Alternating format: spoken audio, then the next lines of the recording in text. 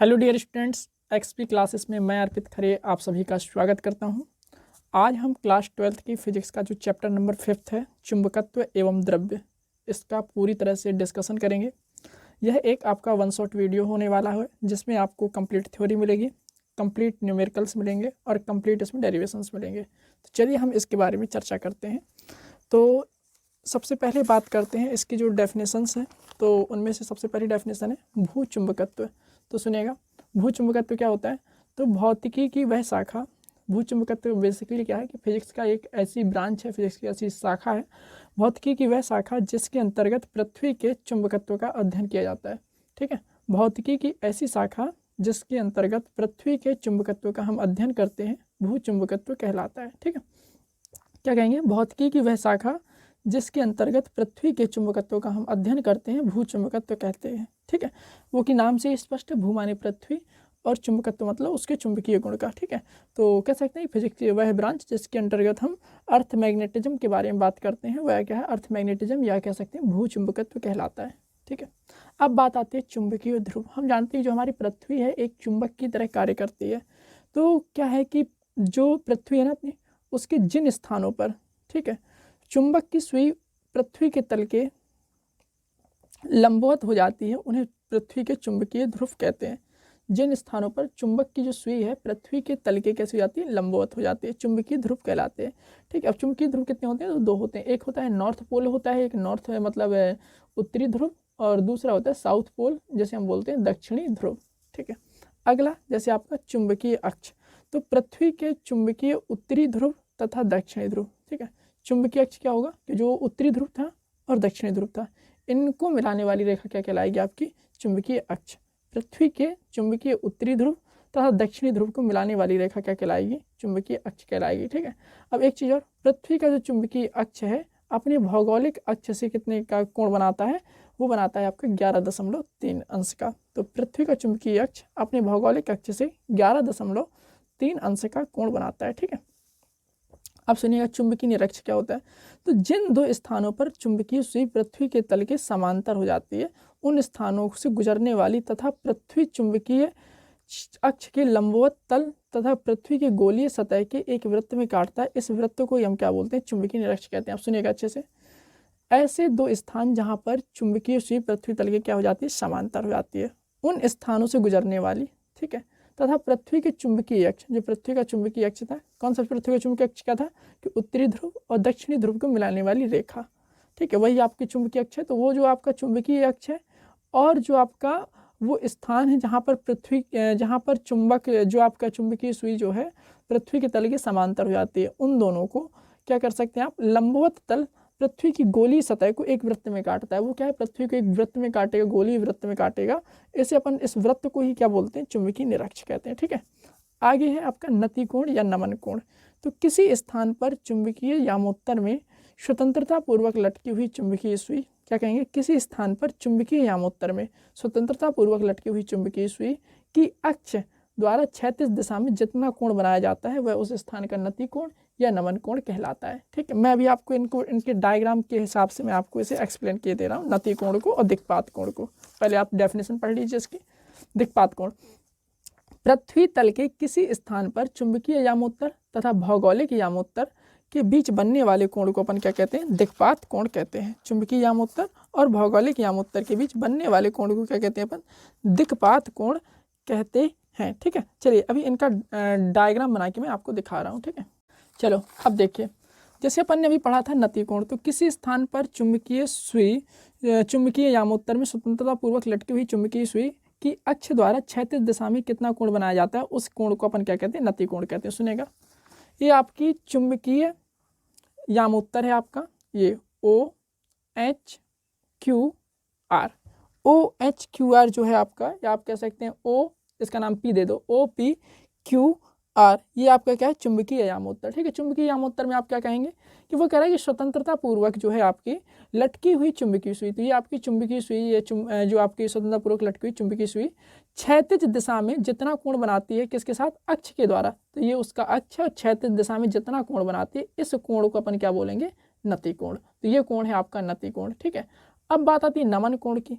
ठीक ठीक है, तो वो क्या कह रहा है, नमन, यही नति कोण है और इसी को अपन क्या कहते हैं, नमन कोण। अब दूसरी हेडिंग है आपकी, वो है आपका दिक्पात कोण। तो दिक्पात कोण क्या कहलाएगा, पृथ्वी तल के किसी स्थान पर चुंबकीय यामोत्तर तथा भौगोलिक यामोत्तर के बीच बनने वाले कोण को हम क्या कहते हैं, दिक्पात कोण कहते हैं। ये देखो, ये आपका चुंबकीय यामोत्तर है, ये चीज क्या नाम है, ओ पी क्यू आर, ये आपका क्या है, चुंबकीय यामोत्तर।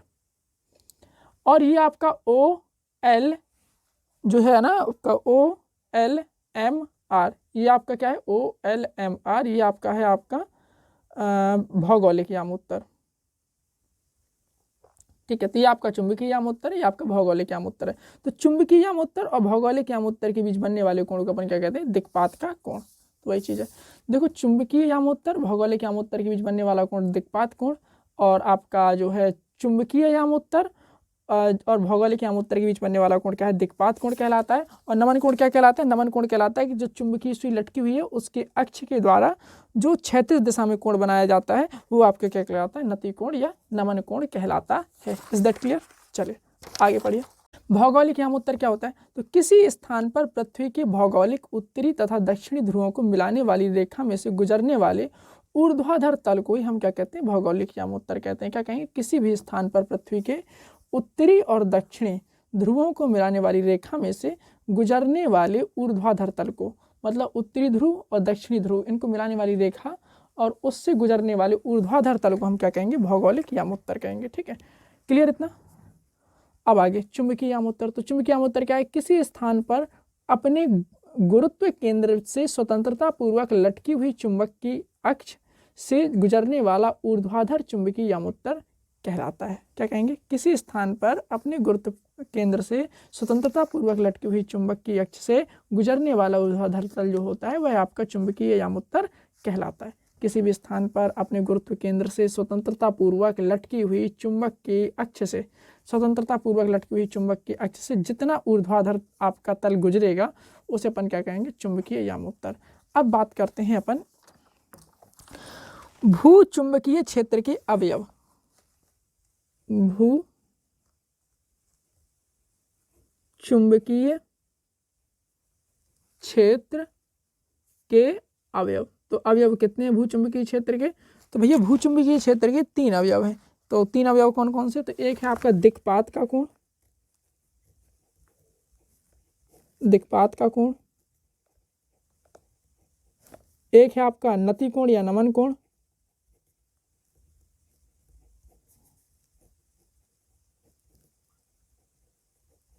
ठीक है, एक है आपका नति कोण या नमन कोण, एक है आपका दिक्पात का कोण, और तीसरा होता है आपका पृथ्वी के चुंबकीय क्षेत्र का क्षैतिज घटक। पृथ्वी के चुंबकीय क्षेत्र का क्षैतिज घटक।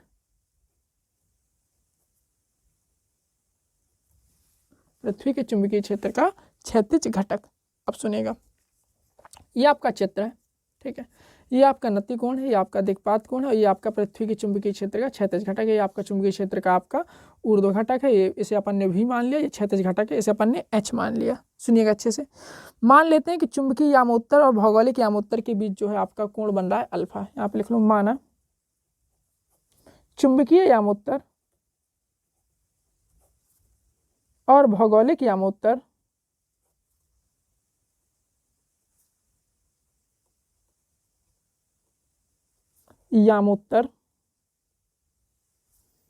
के बीच बनने वाला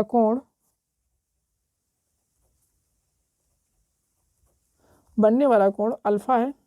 चुंबकीय यामोत्तर और भौगोलिक यामोत्तर के बीच बनने वाला जो कोण है वो आपका क्या है, अल्फा है। ठीक है, इसे अपन दिक्पात कोण कहते हैं, जो कि दिक्पात का कोण होता है, जो कि दिक्पात का कोण होता है।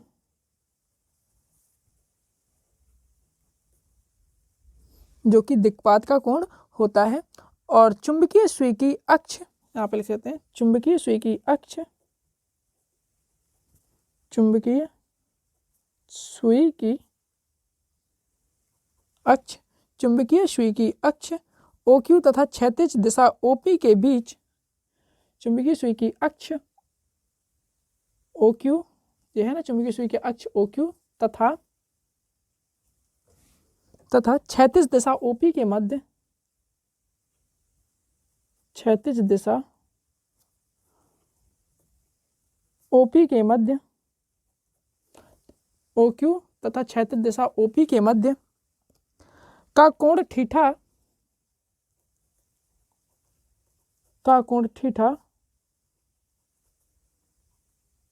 नति कोण है, का कोण थीटा नति कोण है। चुंबकीय क्षेत्र B को क्षैतिज तथा ऊर्ध्वाधर घटकों में, चुंबकीय क्षेत्र B को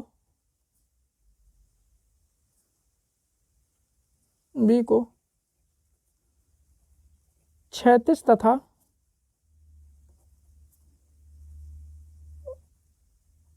ऊर्ध्वाधर घटकों में वियोजित करने पर,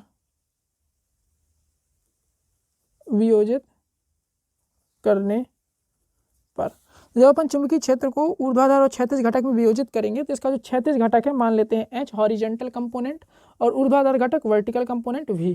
तो जो क्षैतिज घटक है H बराबर वो क्या आएगा आपका B cos थीटा और जो आपका ऊर्ध्वाधर घटक है वो क्या आएगा B sin थीटा। इतना क्लियर? ठीक। अब इन दोनों का स्क्वायर करके जोड़ दो तो ये हो जाएगा H स्क्वायर, ये हो जाएगा आपका V स्क्वायर, ये हो जाएगा आपका B square cos square theta, ये हो जाएगा आपका B square sin square theta. ये आपका H स्क्वायर का H स्क्वायर रहेगा, V स्क्वायर का V स्क्वायर रहेगा, B स्क्वायर आप कॉमन ले लो तो ये हो जाएगा आपका cos square theta plus sin square theta. H square का H स्क्वायर रहेगा, V स्क्वायर का V स्क्वायर रहेगा, B स्क्वायर का B स्क्वायर रहेगा, cos square theta plus sin square theta क्या होता है 1, तो 1 कर दें यहाँ पे। अगर हम यहाँ से B स्क्वायर की वैल्यू देखें तो क्या आएगा आपका H square plus V square, और अगर हम B की वैल्यू देखें तो क्या आ जाएगा under root of H square plus V square. तो यहाँ पर आ गया आपका जो B, H और V में संबंध। ठीक है, H क्या है आपका, जहाँ पर आपका H जो है आपका क्षैतिज घटक है और V क्या है आपका, V आपका ऊर्ध्व घटक है और B है आपका चुंबकीय क्षेत्र। तो इन तीनों में संबंध आ गया। अब आगे चलते हैं अपन। समीकरण 1 लिखा है, समीकरण 2 लिखा है, तो समीकरण 2 में समीकरण 1 का भाग देने पर तो ये हो जाएगा आपका B sin थीटा बटे B cos थीटा बराबर V बटे H। B से B कैंसिल, ये हो जाएगा आपका tan थीटा बराबर आया V बटे H। थीटा आपका वही है नति कोण या नमन कोण, तो tan इनवर्स V बटे H। Is that clear? तो tan इनवर्स V बटे H ये हो जाएगा आपका थीटा, और थीटा क्या है आपका नति कोण, या हम इसी को बोलते हैं नमन कोण कहते हैं। क्लियर हुआ इतना? एक चीज और सुनिए, चुंबकीय भूमध्य रेखा पर जो आपका नति कोण होता है उसका मान होता है 0। यहाँ पे एक चीज लिख लेते हैं, चुंबकीय भूमध्य रेखा में नति कोण का मान, या इसी को अपन नमन कोण कहते हैं, 0 होता है। ठीक है, दूसरी चीज सुनिएगा। अब देखो भाई, उत्तरी ध्रुव और दक्षिणी ध्रुव, तो जो उत्तरी ध्रुव होता है और अब इसमें क्या है कि नति कोण 0 क्यों होता है, तो भाई क्या है कि चुंबकीय भूमध्य रेखा में जो आपका ऊर्ध्व घटक होता है ना वो आपका कितना रहता है 0 रहता है। तो जब आपका ऊर्ध्व घटक आपका 0 रहेगा तो वहां पर क्या हो जाएगा, वहां पर नति कोण क्या हो जाएगा आपका 0। जब यहाँ पे 0 हो जाएगा ऊर्ध्व कोण तो tan 0 की वैल्यू 0। अब देखिए, अगर हम ध्रुवों पर बात करें, ध्रुवों पर ये वाला घटक 0 हो जाएगा। ठीक है, सुई ऐसे लंबवत रहती है बिल्कुल, है ना, तो ध्रुवों पर ये वाला घटक 0, तो ध्रुवों पर H 0 हो जाएगा, तो ये हो जाएगा आपका थीटा बराबर tan इनवर्स V बटे 0 यानी tan इनवर्स इनफाइनाइट यानी पाई बटे 2। तो यानी चुंबकीय ध्रुवों पर जो आपका नति कोण या नमन कोण होता है वो कितना होता है 90 अंश होता है। क्लियर इतना? तो चुंबकीय ध्रुवों का नति कोण या नमन कोण जो होता है, पृथ्वी के उत्तरी ध्रुव या दक्षिणी ध्रुव में अपन कह दें कि जो नति कोण या नमन कोण होता है वो कितना होता है 90 अंश। और अगर हम बात करें कि पृथ्वी के समांतर चुंबकीय अक्ष के, तो उसमें कितना होता है, उसमें 0 अंश होता है। ठीक है, चलिए, तो इसमें 90 और इसमें 0। अभी समझ आया कि भूचुंबकत्व के कितने अवयव हैं, तो भूचुंबकीय क्षेत्र के या भूचुंबकत्व के 3 अवयव हैं, दिक्पात का कोण, नति कोण या इसे अपन नमन कोण बोलते हैं, और पृथ्वी का चुंबकीय क्षेत्र का क्षैतिज घटक। पृथ्वी का जो चुंबकीय क्षेत्र का क्षैतिज घटक है वो ध्रुवों पर क्या होता है, 0 होता है, तो उसके कारण ध्रुवों पर 0 होने के कारण आप यहाँ पर रखेंगे तो नति कोण का मान क्या हो जाएगा, π/2। आ जाता है पेपर में पूछने के लिए कि नति कोण का मान 90 अंश कहाँ होता है, तो पृथ्वी के चुंबकीय ध्रुवों पर 90 अंश क्यों होता है, क्योंकि वहां पर उसका जो क्षैतिज घटक है वो क्या होता है, 0 होता है। Is that clear? ठीक है ना। चलिए अब चलते हैं आगे की तरफ, जो आपका अगला टॉपिक है चुंबकशीलता।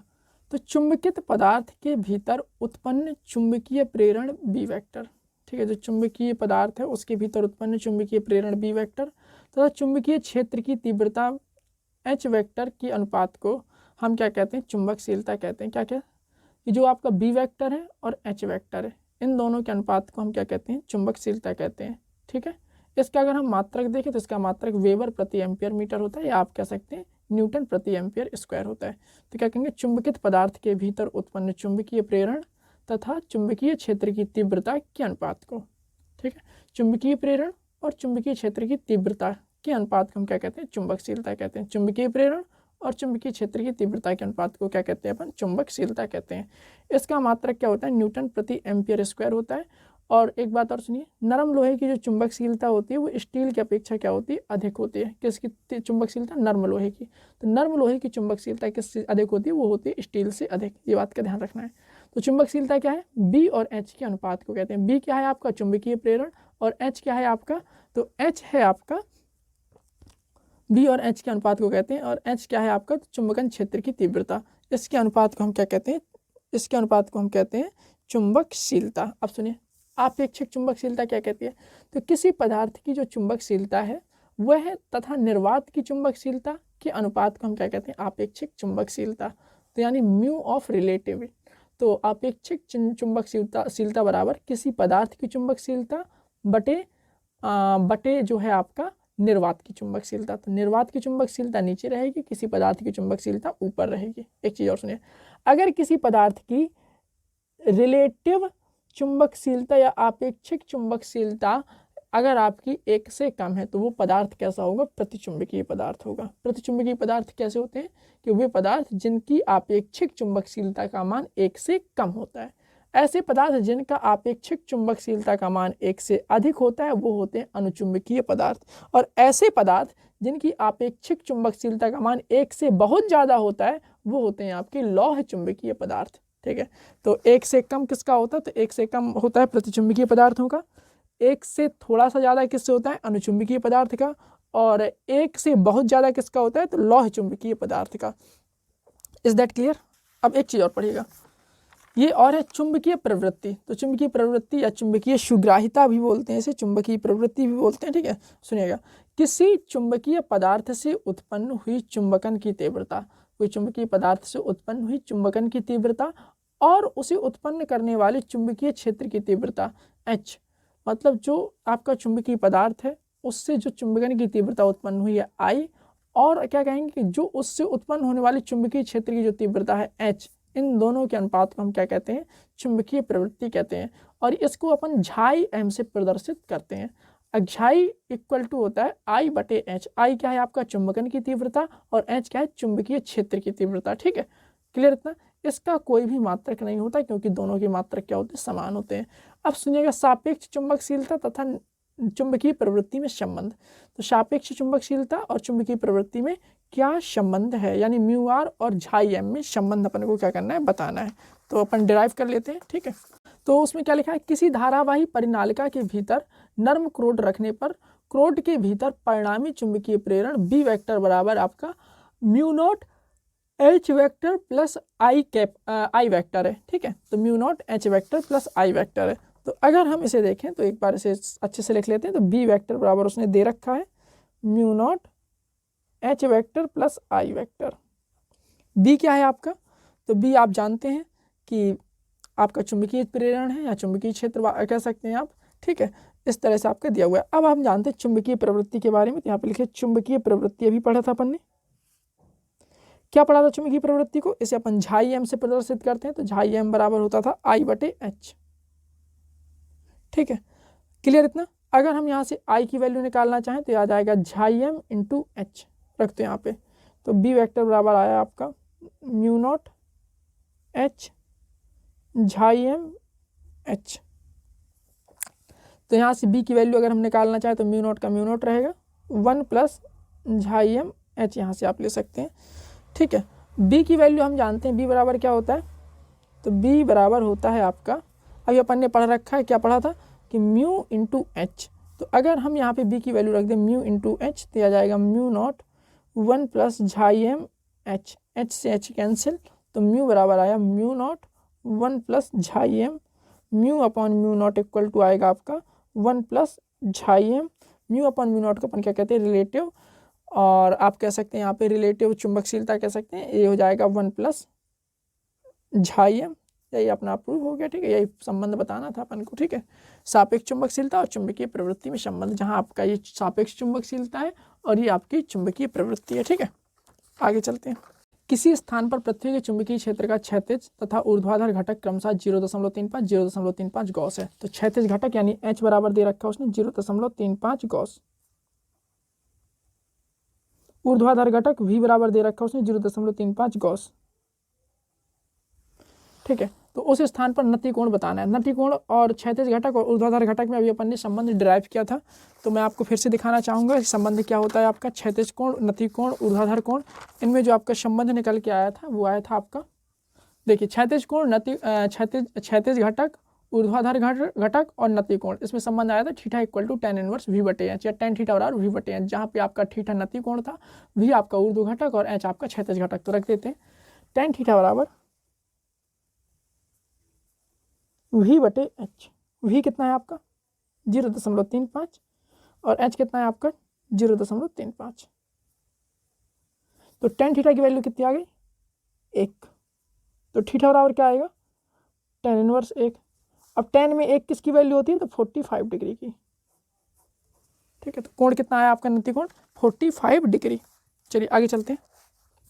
क्वेश्चन नंबर 2 दे रखा है आपको कि किसी स्थान पर पृथ्वी के चुंबकीय क्षेत्र का क्षैतिज घटक तथा ऊर्ध्व घटक कितना है 0.5 गॉस है, यानी क्षैतिज घटक आपका h 0.5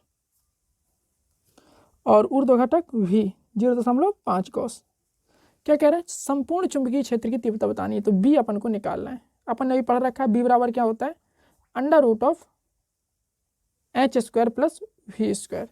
तो b बराबर हो जाएगा √h क्या 0.5, तो 0.5 के स्क्वायर, ये हो जाएगा आपका 0.5 के स्क्वायर। तो b की वैल्यू आएगी 0.5, आप कॉमन ले लीजिए तो ये बाहर आ जाएगा √2, वैल्यू रखिए √2 की, तो 0.5 इंटू 1.414 गुणा कराइए इसका, तो 5 एकम 5, 5 चौको 20, 5 एकम 5 और 2 7, तो 2-3 अंक बाद दशमलव, तो ये आएगा आपका 0.705 और इसका अगर हम बात करें तो ये आएगा गॉस में। ठीक, चलिए अब चलते हैं अगले प्रश्न की तरफ। पृथ्वी की सतह के किसी स्थान पर पृथ्वी के चुंबकीय क्षेत्र का क्षैतिज घटक, क्षैतिज घटक मतलब हॉरिजॉन्टल कंपोनेंट यानी h, कितना दे रखा है 3 × 10⁻⁵ मात्रक वेबर होता है। ठीक है, WEBER वेबर प्रति मीटर स्क्वायर। ठीक है, नति कोण 60 अंश है, नति कोण मतलब थीटा। ठीक है, तो आप क्या है कि इससे आप ऊर्ध्व घटक तो निकाल ही सकते हैं। ठीक है, और आपको क्या निकालना है, आपको निकालना है चुंबकीय क्षेत्र की तीव्रता। ठीक है, तो अपन को चुंबकीय क्षेत्र की तीव्रता निकालनी हो तो और आसान है। अपन जानते हैं कि h बराबर क्या होता है b cos थीटा, तो b बराबर क्या हो जाएगा h बटे cos थीटा, b निकालना है ना। h कितना है 3 × 10⁻⁵ cos 60, cos 60 कितना होता है 1/2।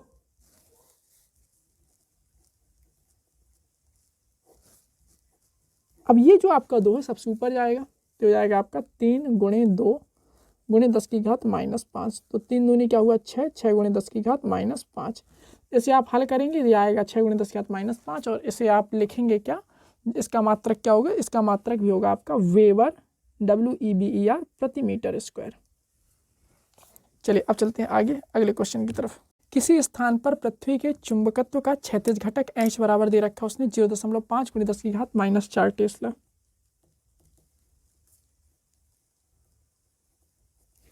नति कोण 45 अंश। ऊर्ध्व घटक बताना है, ऊर्ध्व घटक यानी v। ठीक है, तो h है, थीटा है, तो v कितना होगा, तो यहाँ से अपन निकाल लेते हैं सबसे पहले। ये v तो निकालना नहीं निकालना, ऊर्ध्व घटक निकालना है। तो ऊर्ध्व घटक और इसमें संबंध था अपना tan थीटा बराबर होता था v/h। ठीक है, वैल्यू रखिए आप, थीटा की 45 अंश रखिए,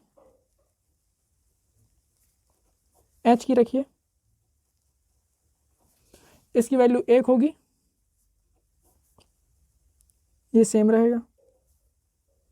अगर हम v की वैल्यू देखें तो 0.5 × 10⁻⁴, मात्रक वही होगा टेस्ला। ठीक है, चलिए आगे चलते हैं। नेक्स्ट क्वेश्चन पढ़ेगा, एक स्थान पर पृथ्वी के चुंबकीय क्षेत्र का ऊर्ध्वाधर घटक यानी आपका v, उसके क्षैतिज घटक यानी आपका h का √3 गुना है। तो v जो है आपका h का √3 गुना है। उस स्थान पर नति कोण की क्या करनी, गणना करनी। जानते हैं क्या, नति कोण बराबर क्या होता है, v/h। v की वैल्यू रखो h √3 और नीचे h का h था ही, तो tan थीटा बराबर आया आपका √3। और अगर हम थीटा की बात करें तो आएगा आपका यहाँ से 60 डिग्री। ठीक है, चलिए अगला प्रश्न है आपका, किसी स्थान के चुंबकीय यामोत्तर में, लिख लेते हैं, किसी स्थान के चुंबकीय यामोत्तर में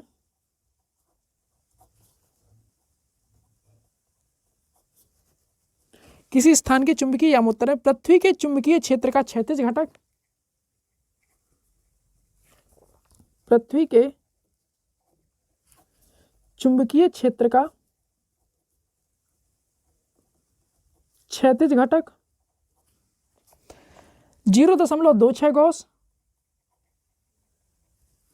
एवं नमन कोण 60 अंश, नमन कोण 60 अंश है। इस स्थान पर पृथ्वी का चुंबकीय क्षेत्र क्या है,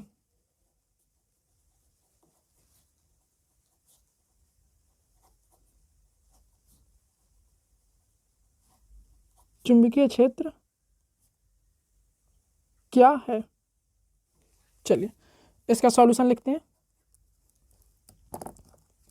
किसी स्थान पर चुंबकीय यामोत्तर में पृथ्वी के चुंबकीय क्षेत्र का क्षैतिज घटक ये दे रखा है, चुंबकीय क्षेत्र का क्षैतिज घटक यानी आपको h दे रखा है 0.26 गॉस, नमन कोण 60 अंश है। तो पृथ्वी का चुंबकीय क्षेत्र यानी b अपन को क्या करना है, निकालना है। b और h में संबंध होता है आपका, h बराबर होता है आपका b cos थीटा। ठीक है, तो b बराबर क्या हो जाएगा, h/cos थीटा। h आपका कितना हो जाएगा, तो h हो जाएगा आपका 0.26, ये आपका दे रखा है, और cos 60 का cos 60 रहेगा। cos 60 की वैल्यू होती है 1/2, 2 ऊपर जाएगा, तो 0.26 × 2 गुणा कराएंगे, आएगा आपका 0.52। हाँ, मात्रक क्या होगा, तो मात्रक वही गॉस। ठीक है, तो इसका मात्रक होगा 0.52 गॉस। चलते हैं आगे की तरफ। किसी स्थान पर पृथ्वी के चुंबकीय क्षेत्र की तीव्रता के क्षैतिज घटक, किसी स्थान पर पृथ्वी के चुंबकीय क्षेत्र की तीव्रता के क्षैतिज घटक, ठीक है, तथा ऊर्ध्वाधर घटक के मान क्रमशः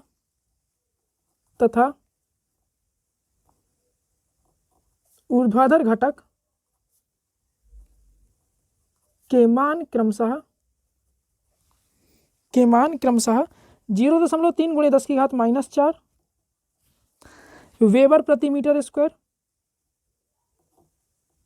तथा 3√3 गुणे 10⁻⁻5 वेबर प्रति मीटर स्क्वायर हो तो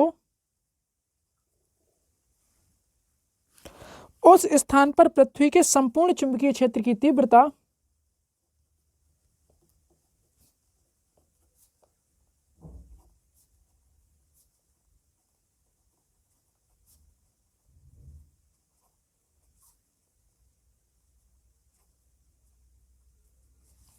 संपूर्ण चुंबकीय क्षेत्र की तीव्रता तथा नति कोण ज्ञात कीजिए।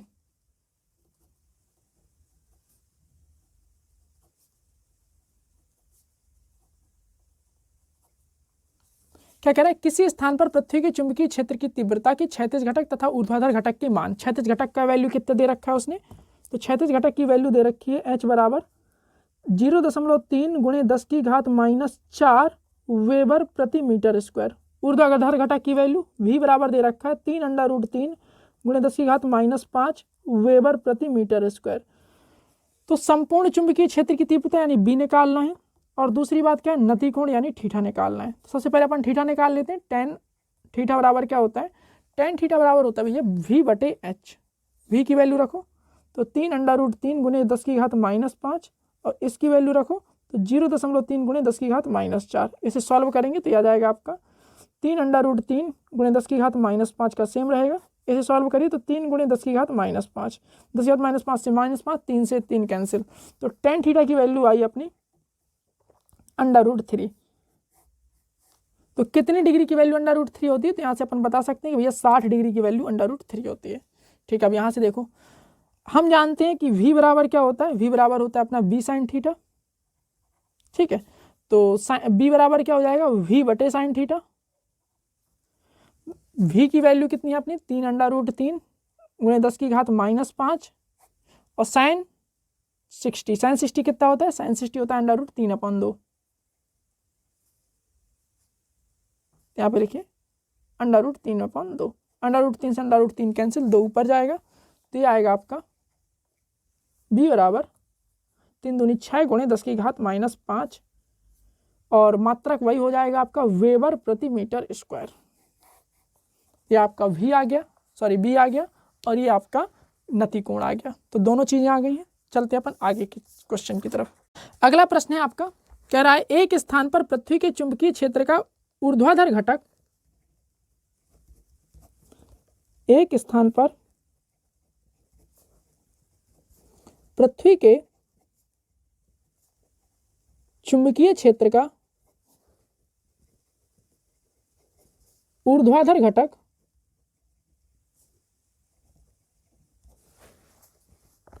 0.3 गॉस तथा नति कोण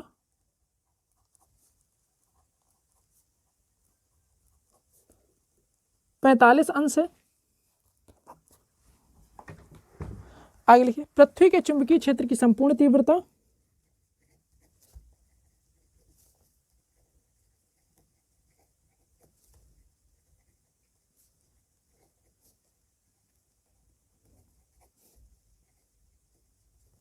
चुंबकीय क्षेत्र की संपूर्ण तीव्रता तथा क्षैतिज घटक की गणना कीजिए।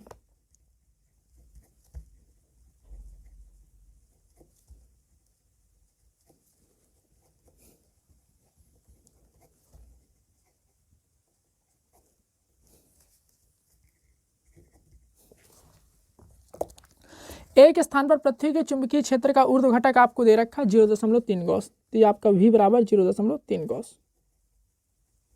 नति कोण 45 अंश। चुंबकीय क्षेत्र की संपूर्ण तीव्रता अपन को निकाल लिए, तो b v और थीटा में क्या संबंध होता है, तो v बराबर होता है b sin थीटा। तो v आपका 0.3, b ये और sin 45 की वैल्यू क्या होती है, sin 45 की वैल्यू होती है 1/√2। यहाँ लिखिए b इंटू 1/√2। तो यहाँ से संपूर्ण तीव्रता आएगी 0.3 √2 और यूनिट आ जाएगी गॉस। संपूर्ण तीव्रता तो आ गई। क्षैतिज घटक निकालना है, तो क्षैतिज घटक क्या होता है, क्षैतिज घटक h बराबर क्या होता है b cos थीटा। तो थीटा कितना है 45 है ना, तो हो जाएगा b का 0.3 √2 1/√2। तो जो आपका क्षैतिज घटक आया वो आएगा आपका 0.3 कॉस। ऐसे ना निकालना हो तो आप ऐसे भी निकाल सकते हैं क्षैतिज घटक, tan थीटा बराबर v/h। तो tan 45 1 होता है v/h, तो h बराबर क्या हो जाएगा v, तो जितना v उतना h, v कितना 0.3, तो h भी आपका 0.3 आएगा। चाहे ऐसे निकाल लो चाहे ऐसे निकाल लो, बात बराबर है। ठीक है, चलते अपन अगले प्रश्न की तरफ। चुंबकीय यामोत्तर से 30 अंश के कोण पर एक चुंबक को लटकाने पर, चुंबकीय यामोत्तर से 30 अंश के कोण पर एक चुंबक को लटकाने पर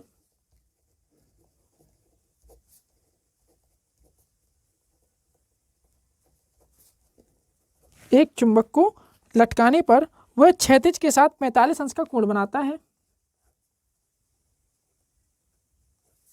क्षैतिज के साथ 45 अंश का कोण बनाता है, वह क्षैतिज के साथ 45 अंश का कोण बनाता है।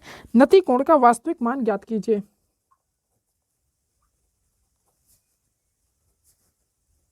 नति कोण का वास्तविक मान ज्ञात कीजिए। चलिए लिखते हैं। चुंबकीय यामोत्तर से 30 अंश के कोण पर, तो थीटा अपना कितना है 30 अंश। चुंबकीय यामोत्तर के 30 अंश से कोण पर, चुंबकीय यामोत्तर से 30 अंश के कोण पर क्या कह रहा है आपसे, एक चुंबक को लटकाने पर वह क्षैतिज के साथ 45 अंश का कोण बनाता है। ठीक है, अब सुनिएगा अच्छे से। चुंबकीय यामोत्तर से, जैसे मान लो ये आपका चुंबकीय यामोत्तर हुआ, ठीक है, इस तरह से मान लेते हैं।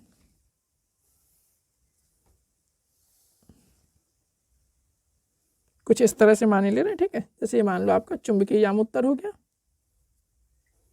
ठीक है, ये वाला आपका चुंबकीय यामोत्तर वाला तल हो गया, ये आपका कुछ इस तरह से। ठीक है, तो वो कह रहा है कि चुंबकीय यामोत्तर के साथ वो कितने का कोण बना रहा है, वो कह रहा है 30 अंश का कोण बना रहा है। ठीक है, क्लियर इतना? ठीक, इतना क्लियर। हाँ, अब वो क्या कह रहा है, नति कोण का वास्तविक मान अपन को क्या करना है, ज्ञात करना है। तो सुनिएगा, तो वास्तविक नति कोण अपन मान ले रहे हैं थीटा। देखो, लेट वास्तविक नति कोण अपन ने मान लिया थीटा है। ठीक है, और ये जो आभासी नति कोण है वो कितने का बनाता है, 45 अंश का। तो ये लिख लेते हैं, आभासी नति कोण बराबर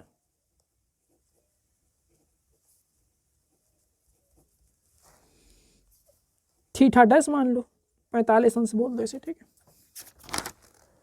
क्लियर इतना? अब सुनिए, चुंबकीय यामोत्तर से 30 अंश के कोण पर स्थित तल में जो पृथ्वी का चुंबकीय क्षेत्र का जो क्षैतिज घटक है, क्षैतिज घटक यानी क्षैतिज घटक का नाम क्या होगा, h cos 30 अंश। जो क्षैतिज घटक है आपका वो h cos 30 अंश होगा, जबकि ऊर्ध्वाधर घटक क्या होगा आपका, जो ऊर्ध्वाधर घटक होगा वो होगा आपका v। आई बात समझ में? ठीक, अरे ये क्षैतिज घटक, ये आपका ऊर्ध्वाधर घटक। क्लियर इतना? चलिए तो लिख लेते हैं इसे कि यहाँ पर अगर हम बात करें tan थीटा डैश की, जो आपका आभासी नति कोण है वो क्या आ जाएगा, v/h cos 30।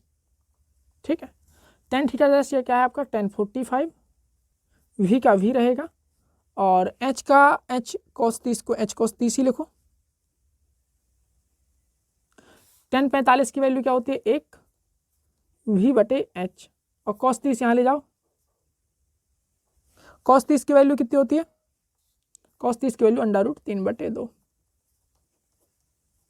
v/h बराबर √3/2। और ये जो आपका v/h होता है यही आपका वास्तविक नति कोण के लिए tan का मान होता है। तो ये हो जाएगा tan थीटा बराबर v/h, और इसकी वैल्यू है √3/2। ठीक है, अब हमें क्या है कि √3/2 ये आपका दे रखा है। तो अगर हम यहाँ से थीटा की वैल्यू निकालें तो हो जाएगा आपका tan इनवर्स √3/2। तो यही आपका आएगा वास्तविक नति कोण। ठीक है, क्लियर इतना?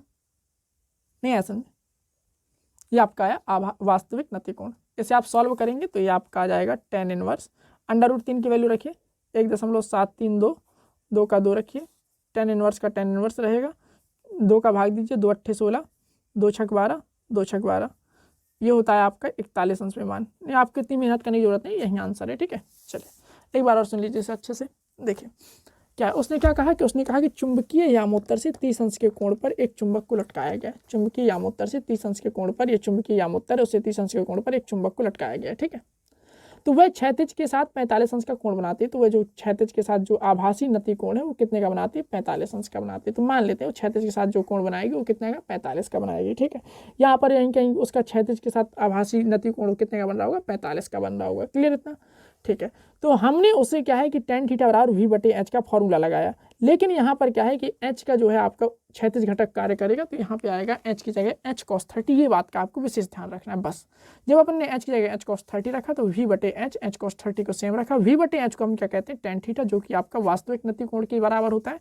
वास्तविक नति कोण के tan के बराबर होता है, तो tan थीटा ये हो गया। tan थीटा बराबर v/h, इसकी वैल्यू √3/2, थीटा बराबर tan इनवर्स √3/2, √3 की वैल्यू देखो 1.732, 2 का भाग दीजिए 0.866। तो इस तरह से आपका है 41 अंश। क्लियर इतना? चलते हैं आगे की तरफ, अगले प्रश्न की ओर। एक स्थान पर पृथ्वी के चुंबकीय क्षेत्र का ऊर्ध्व घटक ये आपका दे रखा है। यदि उस स्थान पर नति कोण 30 अंश है तो चुंबकीय क्षेत्र का क्षैतिज घटक आपको क्या करना है? निकालना है। ठीक है, तो ऊर्ध्व घटक यानी v आपका दे रखा है 0.2 √3 × 10⁻⁴ टेस्ला, और नति कोण आपका दे रखा है 30 अंश। तो आपको क्षैतिज घटक h निकालना है। कोई कठिन काम है क्या? tan थीटा बराबर क्या होता है आपका? v/h। तो tan 30 बराबर क्या हो जाएगा? 0.2 √3 × 10⁻⁴, और h का h रहेगा, इसे लिखो 1/√3 0.2 √3 × 10⁻⁴/h। h की बात करें हम तो ये हो जाएगा 0.2 √3 तो 3 10⁻⁴, 0.6 × 10⁻⁴, तो आया आपका h, इतने टेस्ला। ठीक है, क्लियर इतना? चलते हैं आगे की तरफ। एक वायु क्रोडीय परिनालिका की अक्ष पर चुंबकीय फ्लक्स घनत्व b बराबर दे रखा, उसने 0.05 वेबर प्रति मीटर स्क्वायर। तो चुंबकीय फ्लक्स घनत्व यानी आपका b0 दे रखा, उसने 0.05 वेबर प्रति मीटर स्क्वायर। इस परिनालिका के भीतर लोहे का एक क्रोड रखने पर b का मान इतना हो जाता है। तो इस परिनालिका के भीतर लोहे का क्रोड रखते हैं, तो लोहे का क्रोड रखने पर इसका जो मान हो जाता है आपका, वो हो जाता है आपका 15 वेबर प्रति मीटर स्क्वायर। क्या कह रहा है? लोहे के सापेक्ष तथा निरपेक्ष चुंबकशीलता का मान अपन को क्या करना है? निकालना है। तो पहले सापेक्ष निकाल लेते हैं, फिर बात की निरपेक्ष निकाल लेंगे। लिखते हैं सापेक्ष चुंबकशीलता लोहे के लिए सापेक्ष चुंबकशीलता क्या होता है सूत्र? तो सापेक्ष चुंबकशीलता μr है ना, ये होता है आपका b/b0। b आपका 15 है और b0 आपका 0.05 है, 2 0 बढ़ेंगे 300 आएगा। तो 300 आई आपकी सापेक्ष चुंबकशीलता। अब निरपेक्ष चुंबकशीलता निकाल लो। तो लोहे की निरपेक्ष चुंबकशीलता